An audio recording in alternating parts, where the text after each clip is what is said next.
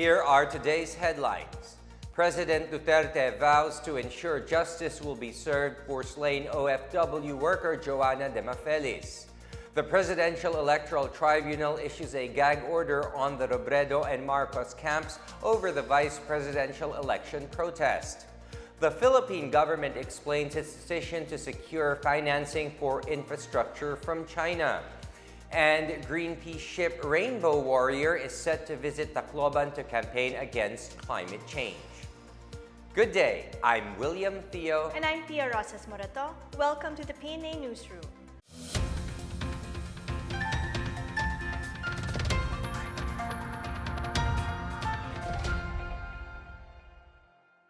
President Rodrigo Duterte vowed justice for slain Filipino worker Joanna Demafelis as he visited her wake in Iloilo. The government is also maintaining the deployment ban to Kuwait as it works on ensuring the protection of other Filipinos.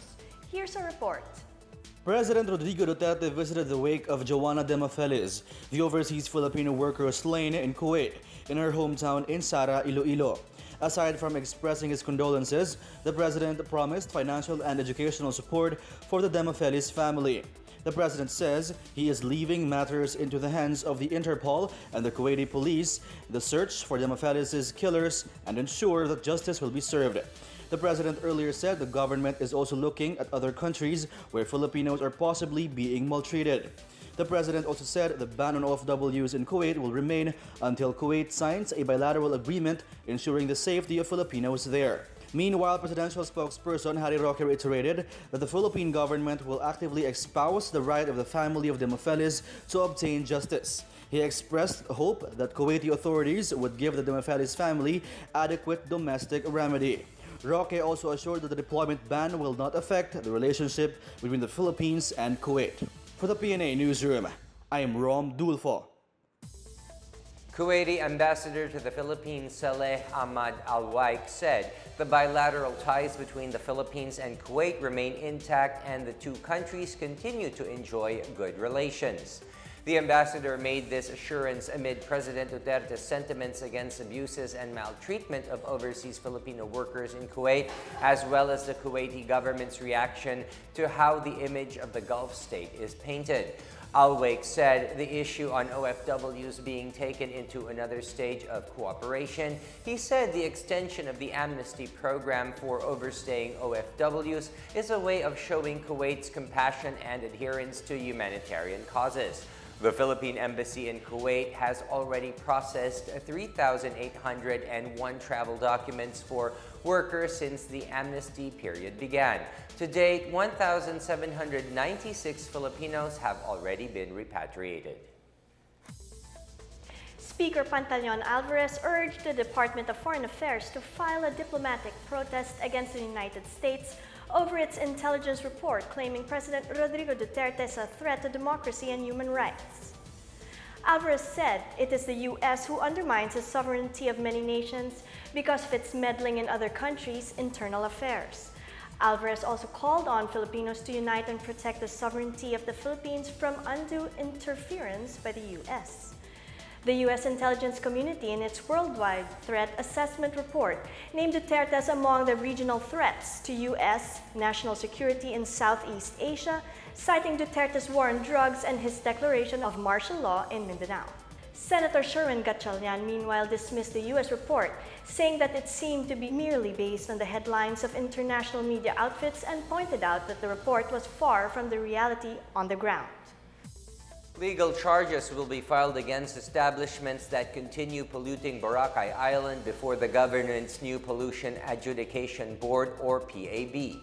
Environment Secretary Roy Cimatu ordered 100 DENR personnel to identify the sources of untreated discharges that pollute the island. Cimatu said the PAB will decide closure and imposition of penalties on the errant establishments. The DENR reported that 716 establishments do not have discharge permits and are presumed to be illegally disposing their wastewater into the sea. Cimatu gave them 2 months to either connect to Boracay Island's water company's sewage treatment plant or install their own wastewater treatment facilities. The DENR also reported already serving 41 notices of violation to establishments found polluting Boracay. The move to file charges is in line with the DENR's 6-month mission to clean up Boracay and save the world-famous tourist spot from further environmental degradation. The DENR said an estimated 17.5 million liters of wastewater is generated daily in Boracay. The Dagupan Electric Corporation or D-Corp will increase its power rates by 3 centavos per kilowatt hour this month. Spokesman Randy Casillan said this was due to the higher excise tax on coal, which power generators were passing on to distribution utilities such as D-Corp. He estimated that more than 50 pesos would be added to the usual monthly electric bills of households consuming 100 per kilowatt hours. D-Corp buys 40% of its power from coal-fired power plants and the rest from hydropower plants. The Central Pangasinan Electric Cooperative, or CENPELCO, will also increase its electricity rates this February for the same reason. D-Corp and CENPELCO said another reason for the rates hike is the 6 centavo per kilowatt hour increase in the transmission charge imposed by the National Grid Corporation of the Philippines. Both distribution utilities said consumers would not feel the rate increase if they save on electricity, especially when they use appliances that are eco-friendly. Still to come, the Presidential Electoral Tribunal issues a gag order on the Robredo and Marcos camps over the vice presidential election protest. The Philippine government explains its decision to secure financing for infrastructure from China. These and more when the PNA Newsroom continues.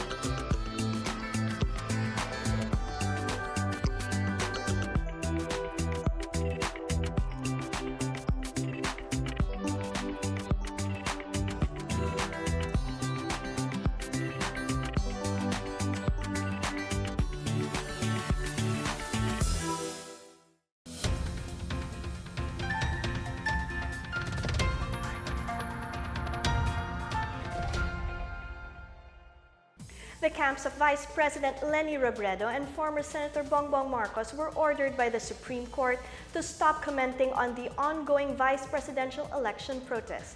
Here's our report. The Supreme Court, sitting as the Presidential Electoral Tribunal, or PET, has issued a gag order on the camps of former Senator Bongbong Marcos and Vice President Leni Robredo in connection with the former's election protest.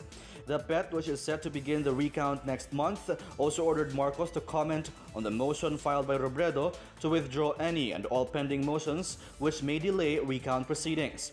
The recount covers Camarines Sur, Iloilo, and Negros Oriental, which were chosen by Marcos as the best provinces where he could prove the irregularities he cited in his poll protest.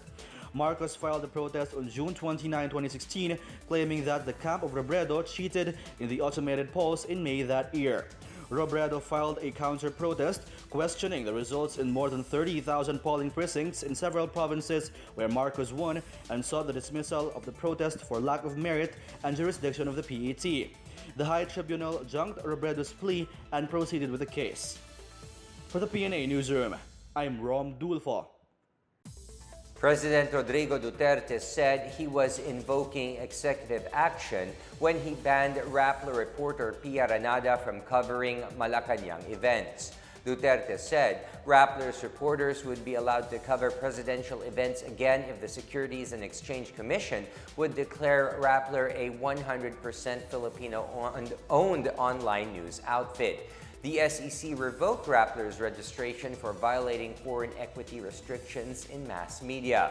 Meanwhile, presidential spokesperson Harry Roque explained that Granada was allowed to cover Malacanang because of liberality on the part of the president. However, this accommodation was also revoked because of her insistence that her news stories were true despite facts to the contrary. He asked the public not to make Rappler's issue a matter of press freedom since it was more about spreading fake news. The Department of Finance explained the government's decision to secure financing projects with China despite its higher interest rates. China has already prioritized 3 infrastructure projects for financing. Here's our report. The Philippine government is securing financing from China for its infrastructure projects in an effort to fast-track their implementation. Socio-Economic Planning Secretary Ernesto Pernia said that while China charges an interest rate of 2 to 3% compared to Japan at a mere fraction of 1%, the country cannot get all the loans from Japan's official development assistance as they have to give to other countries as well. Pernia added that China's 2 to 3% interest rate is still much better than commercial loans. While the Philippines has long-standing good relations with Japan, Pernia also noted Japan's slow pace in the process of implementing projects. Pernia stressed that the country has not yet signed any loan agreement with China. He also reassured that mechanisms would be put into place for Chinese companies keen on participating in the government's infrastructure program. 3 projects have so far been prioritized by the Chinese embassy and the concerned Philippine government agencies for loan financing from China.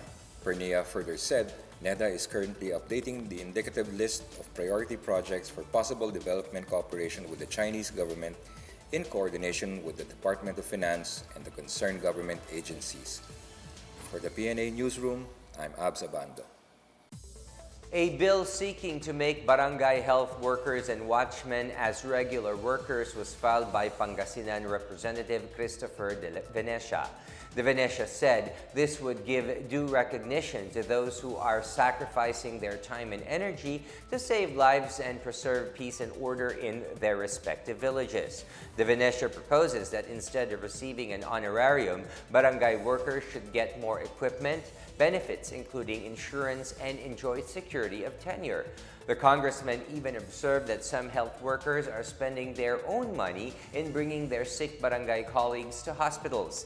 In a consultation with health workers and barangay tanods in Dagupan and Pangasinan, De Venecia learned that barangay personnel wanted to be treated as regular workers.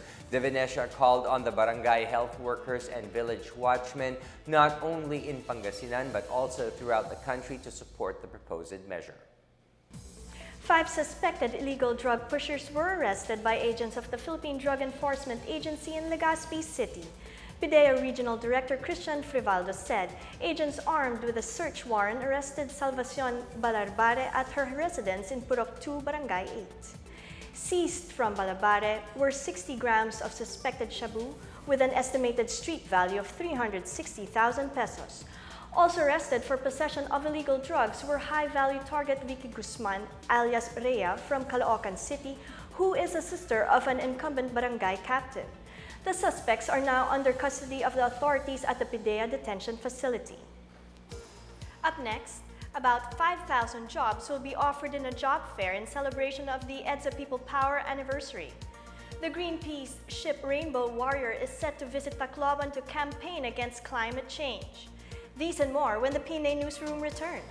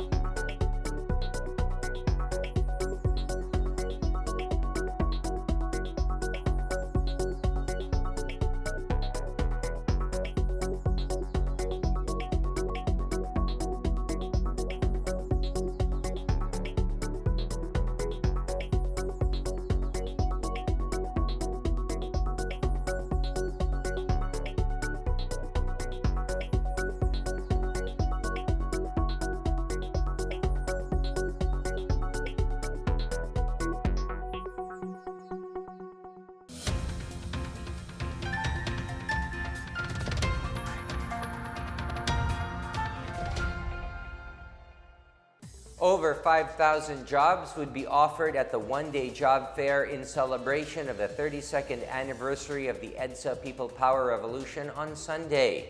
Labor Secretary Silvestre Bello III encouraged job seekers to visit the Trabajo, Negosyo, Kabuhayan Job and Business Fair at the Quezon City Hall grounds from 8 a.m. to 3 p.m.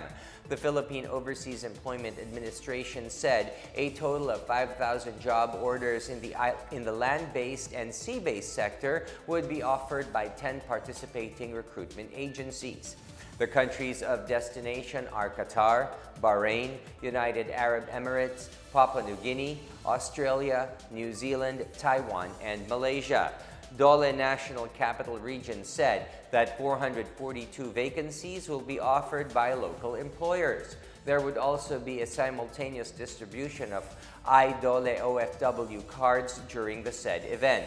Bello reminded applicants to bring the necessary requirements to make filing of applications easier. This year's theme of the EDSA People Power Revolution anniversary is EDSA 2018 Effecting Change Towards Strengthened Democracy. Another human smuggling attempt was foiled by immigration officers as they intercepted 3 foreign nationals at the Ninoy Aquino International Airport Terminals 2 and 3. Bureau of Immigration Port Operations Division Chief Mark Red Marinas said those arrested were a Cameroonian and 2 Bangladeshi nationals. The Cameroonian was reportedly caught attempting to leave NAIA 3 with a tampered French passport, which BI officials suspect will be used to enter France illegally. The 2 Bangladeshi nationals were about to depart for Toronto, Canada when they were intercepted at the NAIA 2 terminal. A verification from the Canadian Embassy revealed that the Electronic Travel Authority to Canada was fraudulently obtained. The embassy added that the Bangladeshis could not possibly enter Toronto as they did not have visas to enter the country. Marinas said the 3 passengers were clients of an international human smuggling syndicate that manufactures and sells fraudulent counterfeit travel documents. They are now detained at the BI detention facility pending deportation proceedings.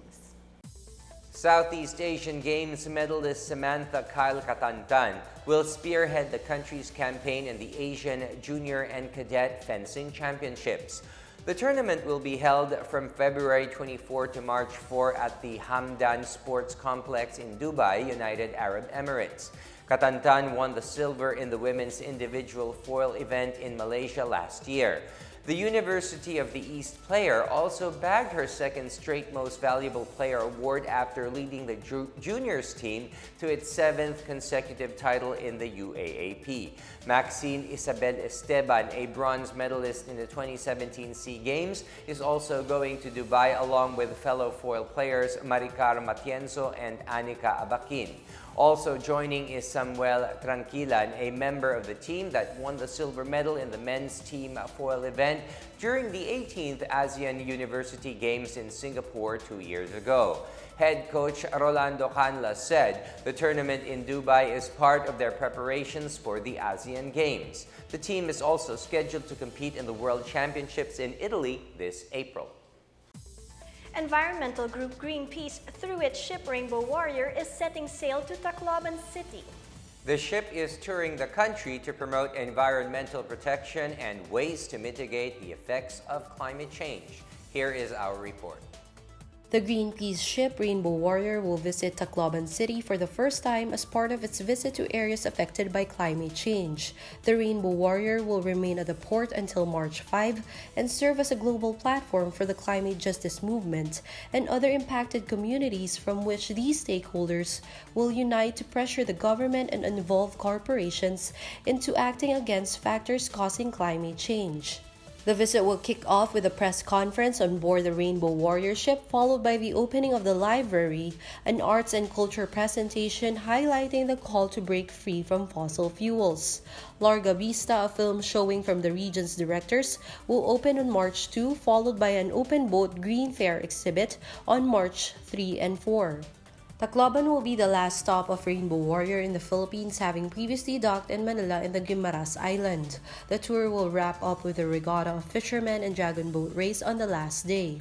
While in Manila, the Rainbow Warrior visit highlighted the power of the people, asserting their rights to safe and ecologically sourced food and resilient and thriving oceans. In Guimaras, the Rainbow Warrior called for the end of coal as an energy source and highlighted the importance of renewable energy. For the PNA Newsroom, I'm Elaine Cervantes.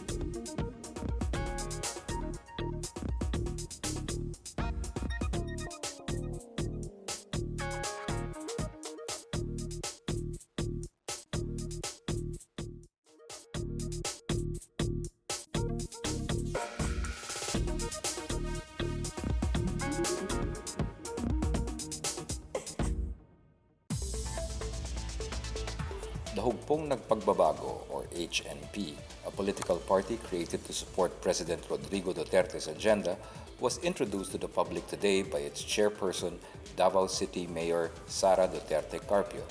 Other officers of the party included Governors Claude Bautista of Davao Occidental, Anthony Del Rosario of Davao del Norte, Nelson Dayanghirang of Davao Oriental, and JV Tiron Oy of Compostela Valley. Mayor Duterte Carpio said the HNP has the blessing of no less than the President himself and plans to register with the Commission on Elections after today's first General Assembly in Davao City. Some 500 mayors, vice mayors, board members, and councilors were expected to join the assembly. For the PNA Newsroom, I'm Abs Abando. We're welcoming the weekend on a somber note, Pia, as we commemorate the 35th EDSA People Power Revolution this coming Monday. And we're also experiencing warmer weather than usual, as it seems summer isn't coming around the corner just yet. Yes, but we'll learn more about that soon. But for now, let's take another look at today's headlines. President Duterte vows to ensure justice will be served for slain OFW worker Joanna de Mafelis. The Presidential Electoral Tribunal issues a gag order on the Robredo and Marcos camps over the vice presidential election protests. The Philippine government explains its decision to secure financing for infrastructure from China. The Greenpeace ship Rainbow Warrior is set to visit Tacloban to campaign against climate change. Thank you for watching another episode of the PNA Newsroom. To check out these and other stories, visit the PNA website or follow the Philippine News Agency on Facebook and Twitter. For more stories about the government and all that it is doing for the Filipinos, look for these hashtags on all of our social media platforms and websites. And that's your daily dose of the hottest news And the latest information that you need to know from the PNA Newsroom. I'm Pia Rosas Morato. And I'm William Theo. Good day.